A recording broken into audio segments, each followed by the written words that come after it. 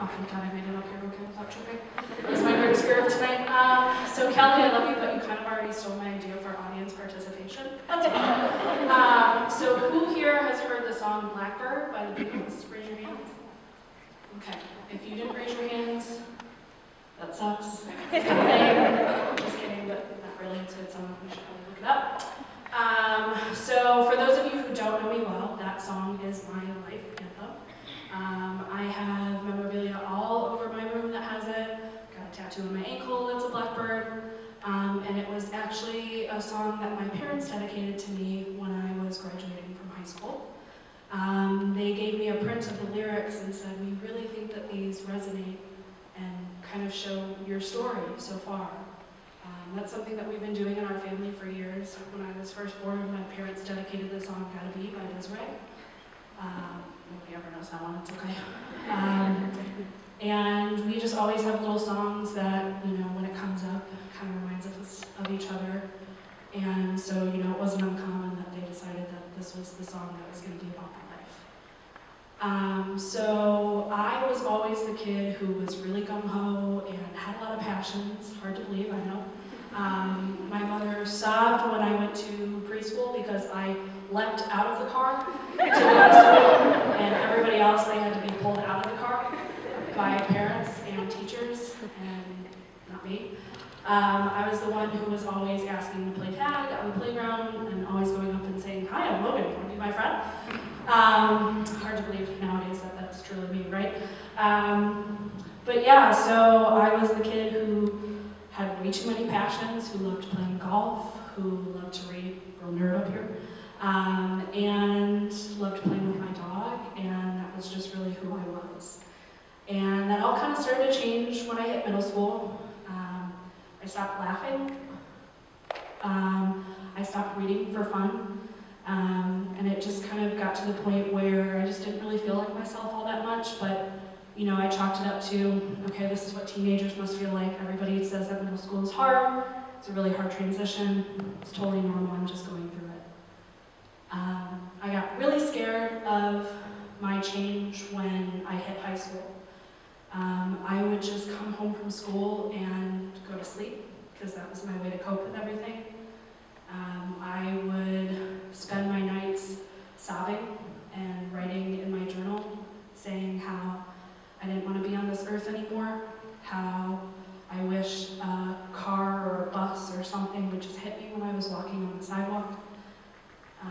It got to the point where I even held scissors in my hand and was very close to cutting my own wrists. Be it a higher power, a guardian angel, or just my own wherewithal, I didn't do it, and I'm very lucky and very thankful to this day that I never attempted. But it was definitely a fine line, and I came pretty close a couple of times. So I started getting super duper scared and figured that something really did need to change when my grades started to fall. I had always been the super A+ student who was super attentive about my grades, and I stopped caring, and my grades started to slip, and that's when I kind of knew, I don't think this is really all that normal. So luckily, you know, my parents and we went and we saw a psychologist. She herself was a little cuckoo for Cocoa Puffs. That's a funny story to hear one time. But thank God for her, because she got me to see a psychiatrist. And within 5 minutes, he was like, yeah, we're going to get you the help that you need. The thing that nobody tells you, though, is that the medicine isn't going to work right away. And so there was one night I sat up. I'd been probably on the meds for about 2 weeks, and I didn't feel anything. Nothing had really changed. I was still thinking about dying. It really hadn't gotten better. So I had the bottle of pills in my hand and came very close. I had poured them out into my hand and came very close to taking that whole bottle of pills. Because I thought, well, if the medicine's not going to help me, then nothing can. And I should just die now because there's just nothing left for me now.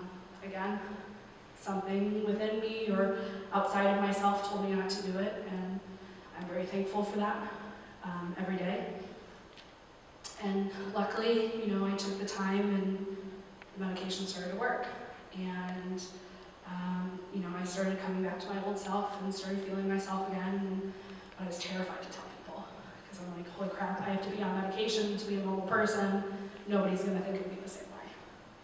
So I kept it quiet until high school graduation when I told my two best friends, and they were just kind of like, okay, cool, thanks for telling us. And that was kind of the first moment where I was like, I don't know why I've kept this secret this whole time. And that's when I realized that, you know, there could be a lot of other people like me out there, and I need to be very open with this story.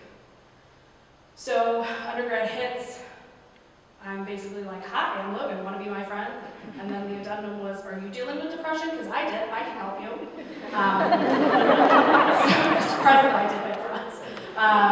But yeah, and it wasn't until a couple of years in where somebody was like, you know, you really shouldn't be talking about that all that much because they're going to tell you that you can't get your license and they're not going to let you be a doctor. And I was terrified. So it took me a couple of years to get into med school, got into my third round. So when I finally did get here, I was like, I'm not telling anybody. I told my roommates in case they needed to know, in case, you know, I started acting goofy or was just having a really bad day. But I wasn't open about it, and you know, I didn't really tell a lot of people about it. And to go from that complete healing of this is who I am and this is my story to I can't tell you who I am and I can't tell you my whole story made me crazy. No pun intended. And then luckily, finally, we had that very strange seminar last year with that crazy lady from Columbus, I think it was, who kept going up to the thank you for remembering that, the video too close. And she was like, it's okay if you're on meds, like, it doesn't matter, you know, you can get a license, we're happy if people are good and they're medicated and they're happy. And I was like, oh, okay, maybe I can start to tell people again. So, hi, I'm Logan. I take medication every day and to make sure that I'm okay. And there are some days that are worse than others. There are some days that the meds don't really work all that well, but here I am. And I think it's very important that we start to talk about mental illness and the stigma, and especially in healthcare professionals, because it's not talked about enough. And you know, I'm a big believer that we are all just taking our broken